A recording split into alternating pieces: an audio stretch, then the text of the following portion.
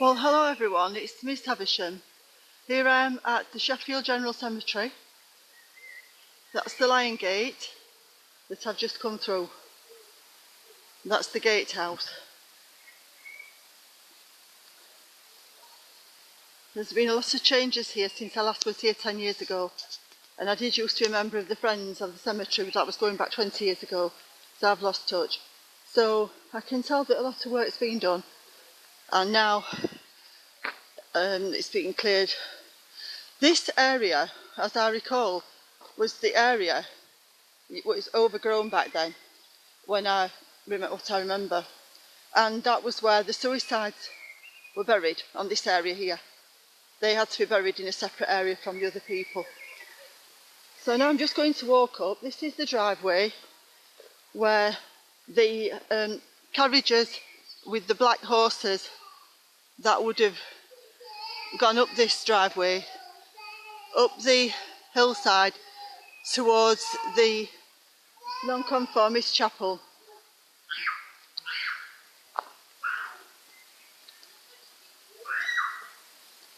So I'm just going to go walk up and see what's changed since I was last here. This place was designed by the architect Samuel Worth, who is actually buried up at the top of the hill.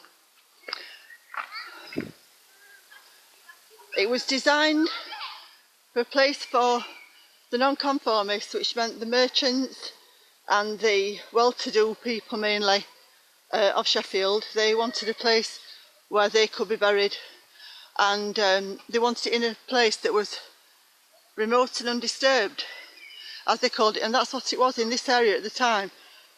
There were no houses and there were sheep grazing around, and this hill had to be actually built up so that it could give the impression of the rise up the hill as if it symbolised going up to heaven.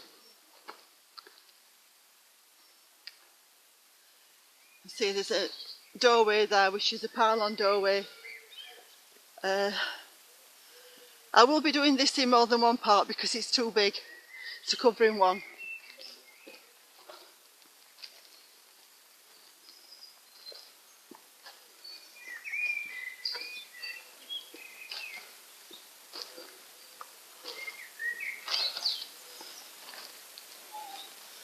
Over the years, a lot of these gravestones have been laid flat, and a lot of this has been cleared away.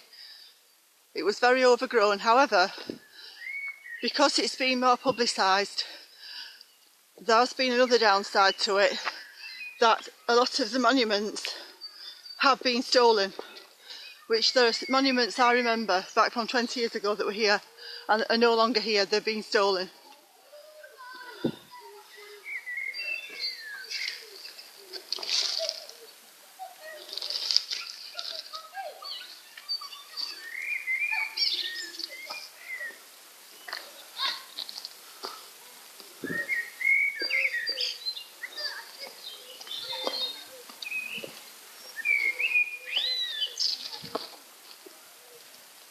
So the carriage procession would have made its way up this driveway and up towards the chapel up at the top, the Nonconformist Chapel, which is built to look like a temple. It is actually like a temple.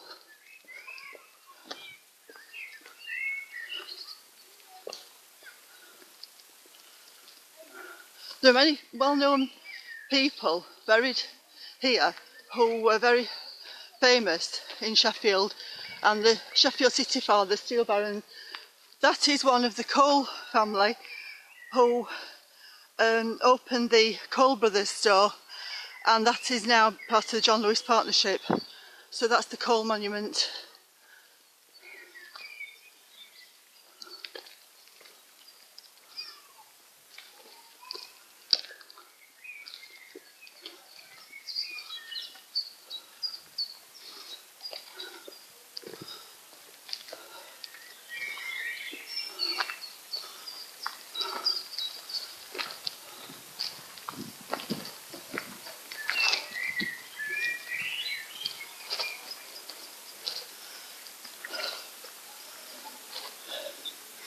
family evolved to West Cocker. That might have been the Cocker Brothers Steelworks family.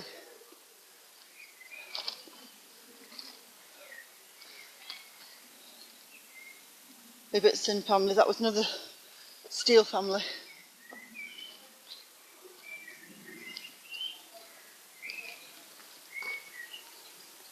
There are 96,000 souls buried here.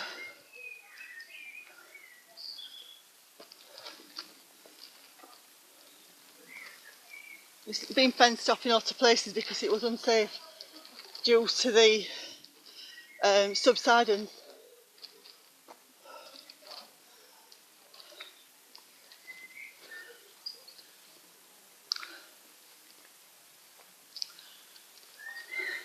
This monument here is for a person who was a missionary in the 1800s, and of course the missionaries were working for the Royal Society, and really they were government agents, and they were really going to scout round the earthly realm to try to take control, basically, by making people convert to Christianity.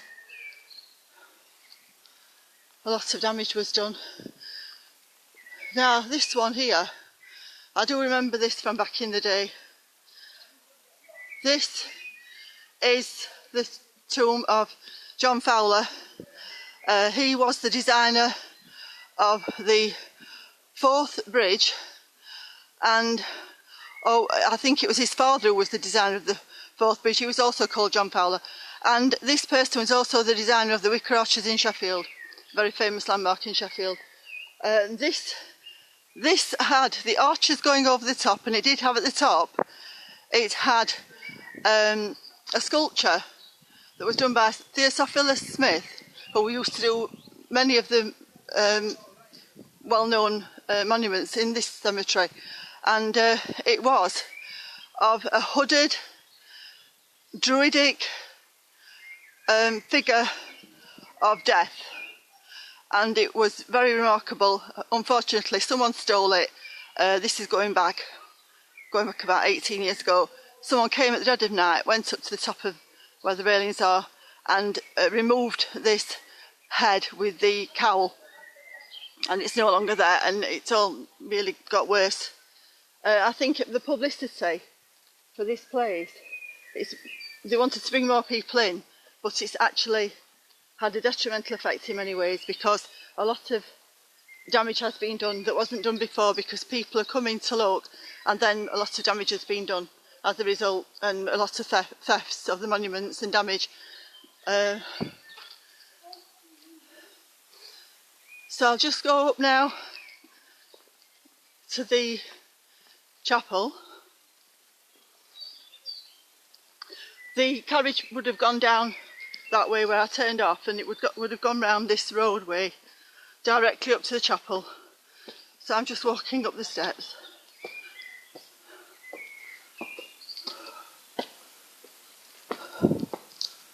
As you can see, it's built like a Greek temple, and that's what it was, a temple. Apparently it can be leased out now for parties and such like. It was all boarded up when I last came. It's a very high obelisk, actually a phallus symbol.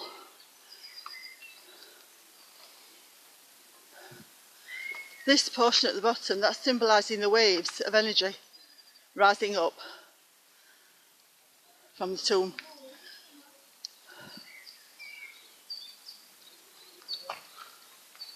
I'll get another look at the side of the temple. It is quite spectacular. Well, actually now we can see the windows have been replaced. They were all bricked up last time I came. It was all bricked up now. You can hire this for parties and special occasions. Now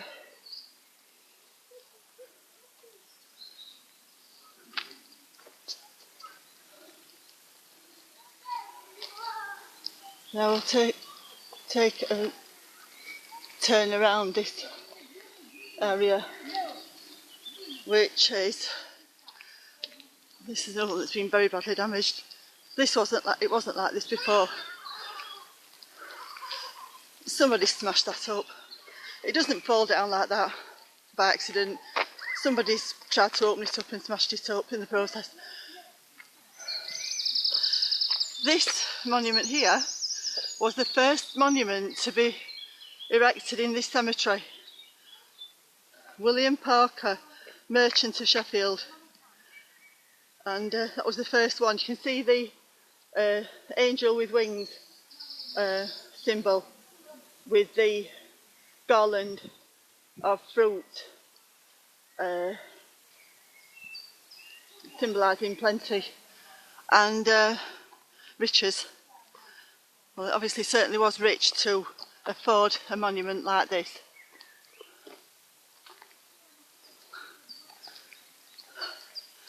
I know people like to read the words, so I'll just pause. To kindred friends and townsmen here, a Christian merchant slumbers here, who found while goodly perils he sought, one pearl of price, surpassing thought. Reader, do likewise. He who finds and buys that pearl, though he sell all, he is wise. It's somebody's rubbed it down to clean it, and then the problem is then it rubs some of the wording away.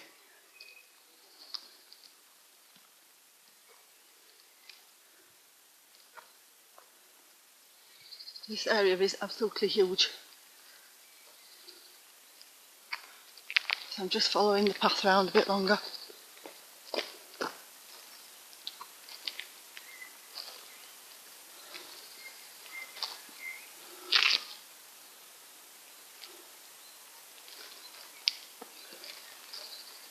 The Nonconformists, of course, were not Christians. This is why they wanted their own separate burial ground.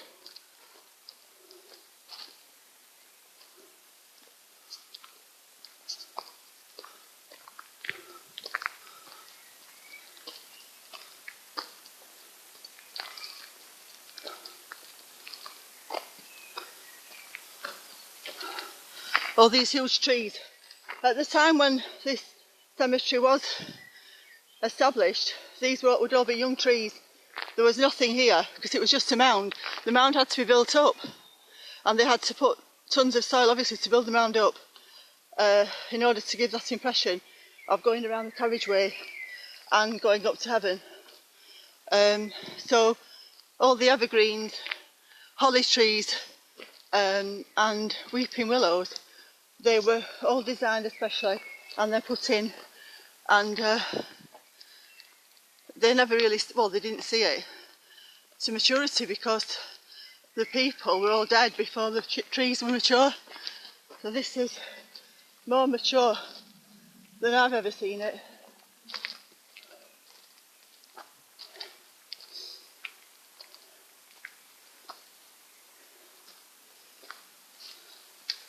Someone who was in the Salvation Army. It's amazing how many people or women were called Mary Ann. It's so overgrown, you wouldn't be able to walk through there because you wouldn't know where you were putting your feet.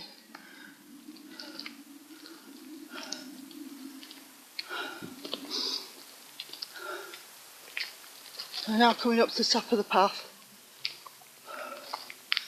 This was the cemetery company's offices, this building here, and so a number of years ago this was taken over as office space and bought from the cemetery company, so it's now completely separate.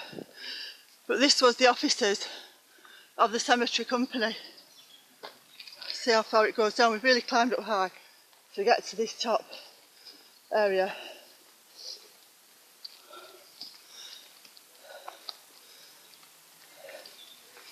It's absolutely like a maze. It was much clearer than this. Last time I came like I said, 10 years ago, and then 20 years ago when I was a member of the Friends group, it was nowhere near as overgrown. It's amazing what a couple of decades can do. There's more broken stones. These don't break up like this by accident. Apparently there's been lots of vandalism around, but look at that one, I'm totally fallen over. Some of it is caused by subsidence, but not all of it.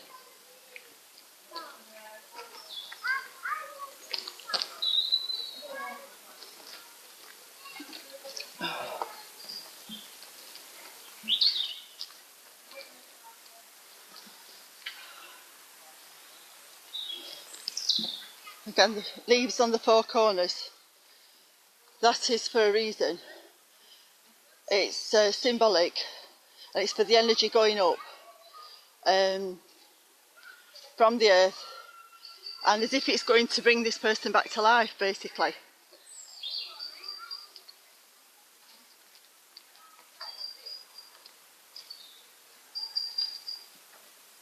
A lot of these stones have been moved, or this pathway has been created. I think that's the end of this section of the path, so I'm now going to go round the other way to see what I can find.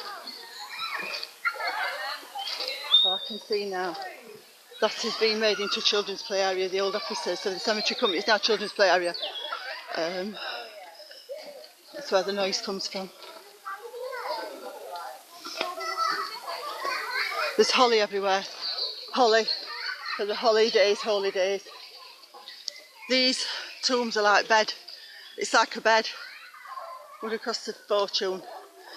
So they're all wealthy people in here because no poor people could afford anything. There's other areas where there were paupers were buried, and they were just thrown into a pit with just a shroud, and they wouldn't have a coffin or anything like that.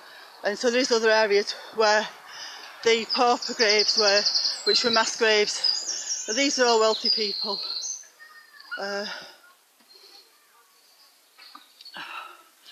Now this is the top gate. As you can see, this is the sun symbol with the wings. A sun symbol with wings above that gate, and then we've got the snake on the iron gates. These are original iron gates. The snake that's eating its own tail, which is symbol of everlasting life. And the cycle of life.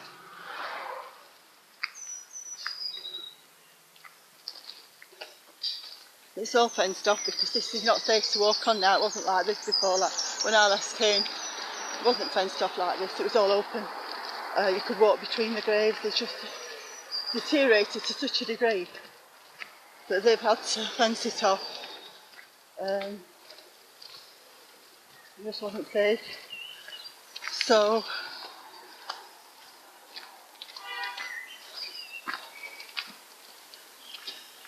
it's a pity really that you can't get closer, because it means that you can't actually get down. There's some aspects that you can't see because it's fenced off, so you would have been able to get much closer in the past. As I said, I'm going to do another video because I can't cover everything in this one, and I will go around the other way because this burial ground is absolutely massive. Now this part was added on later. This is the Anglican Chapel, as they call it. Really it's a church. And that steeple was the highest one. I think it was the tallest steeple in the country at the time. It certainly is very tall, and it can be seen right across the city. And down the centre of the burial ground there is what's called a Dissenters Wall, because the Dissenters, who were the Non-conformists, were on one side, and then on the other side was the Anglican side. And so this part here, this rotunda, this was actually the burial place for James Montgomery, who was the hymn writer and also poet, also Sheffield newspaper editor, and he was a very important person in Sheffield back in the early 1800s, And on my previous video, Sheffield Cathedral, I did point out the statue of James Montgomery, poet, actually means he was a Druid poet, and he was writing the hymns, and it was under the cloak of Christianity, which was brought in around 1800 to control the lower classes, so they would get on and get the work done and don't question their lot, basically. This was the rotunda where James Montgomery was originally buried, and in the, I think it was in the 1970s, his body was exhumed and taken to the Sheffield Cathedral and also the statue. So that's how we've got this rotunda here. This was the burial place for James Montgomery. Now this chapel, it's called the chapel, but really it's a church, because a chapel is for non-conformists, and this is all derelict. It's been left like this for a long time, and now the windows were boarded up, and now they aren't boarded up anymore. So I'll just see if I can get a look up there. Oh, we've got the faces on the sides of the arch window as usual that I've pointed out before. I'm not sure who those faces represent.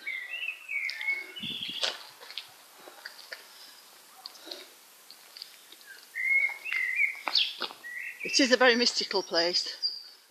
I'm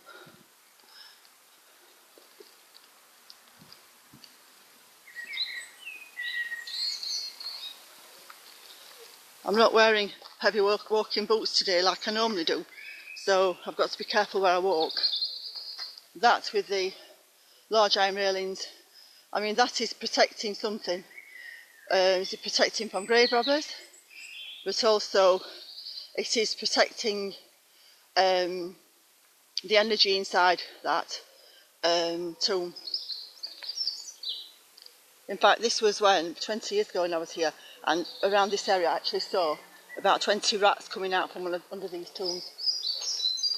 20 brown rats. It was around this area. Hope I don't see any today. This is around the other side, through the archway. Of course, this is where, when people came in with a hearse, of course they would come into this part so they could go into the chapel, into the church for the service. It's all padlocked. You can see some lions on each side of this arch. Try and get as much detail as I can before the film runs out. Well, these windows are boarded up. On these they've got the King and Queen again. On the edges of the arches, King and Queens and various people. These are the Norman nobility.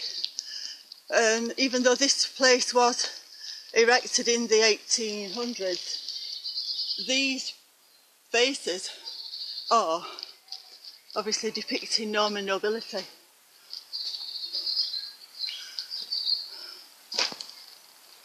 There's plenty of Norman nobility in this area, in the Sheffield area, in the Peak District area, as I've shown in my other videos. So that shows how high up we are now.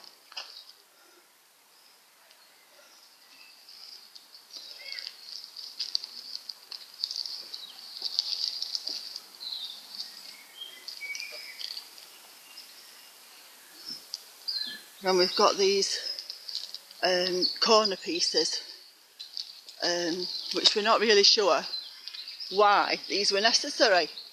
I mean, the building was so strong, the walls would be feet thick, and so why were these extra corner pieces needed? And there's some of those faces up at the top again, as usual. There's some wyverns there, a wyvern, winged reptilian, demonic being, it's amphibian.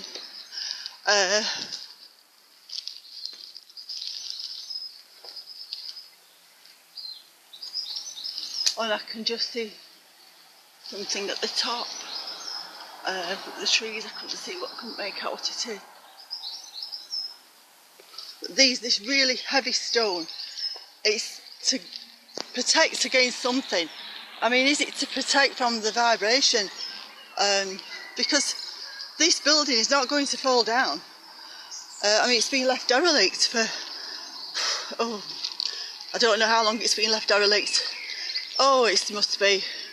The last funeral was here, was in the 1950s. So it's been like left derelict all that time. And so actually, you know, even then, it's still solid. It's not falling down or anything like that. So why do these buttresses need to be on every wall? 1, 2, 3, 4, 5 along this wall. It's something that the blackened faces, I mean, there's been fires in here, people have set fire. So strangely enough, today is the Feast of Beltane. It's April 30th. It's the Feast of Beltane, which is to the god Baal, and he is the fire god. And he has to have the burnt offerings offered to him. So that is today, is the Feast of Beltane. So that's quite appropriate to talk about the fires that have been lit in this chapel. But it's still standing. I mean, the fire doesn't make the stonework fall down. Absolutely amazing.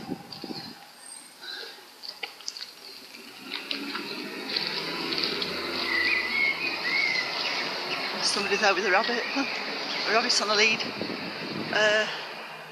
Right up there, it's really high.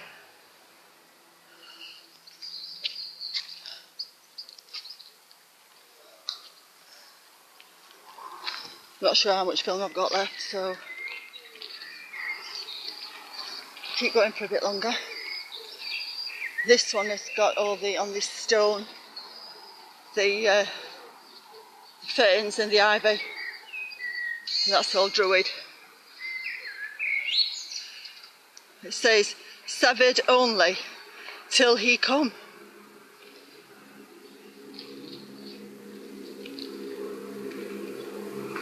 From the big obelisk.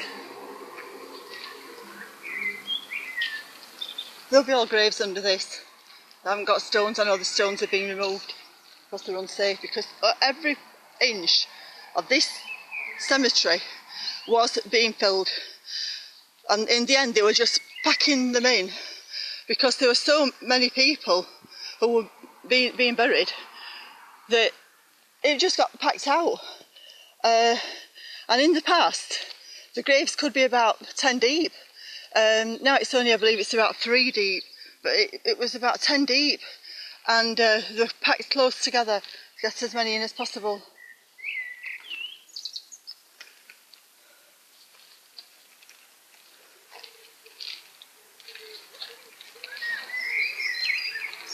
It was really a money spinner for the General Cemetery Company. It really was a money spinner at the time. This was the place to be buried.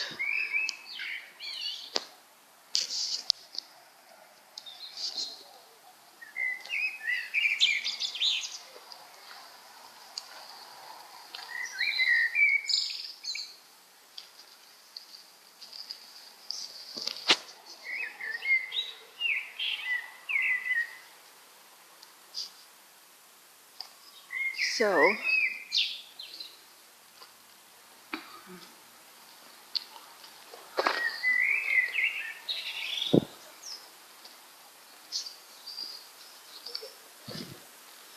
Ebenezer Hall of Abbeydale Park, he was 90.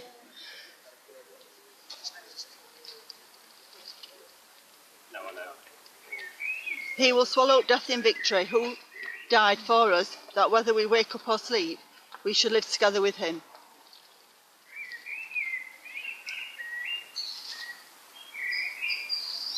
I suppose someone believed in that.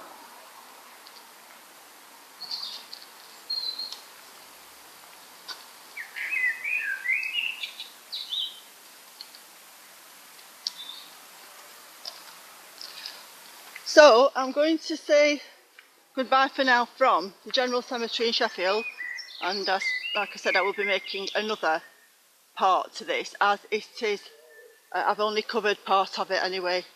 I haven't been able to cover all of it. So,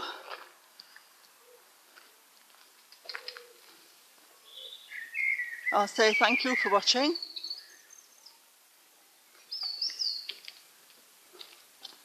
Thank you for watching, and please join me for part 2.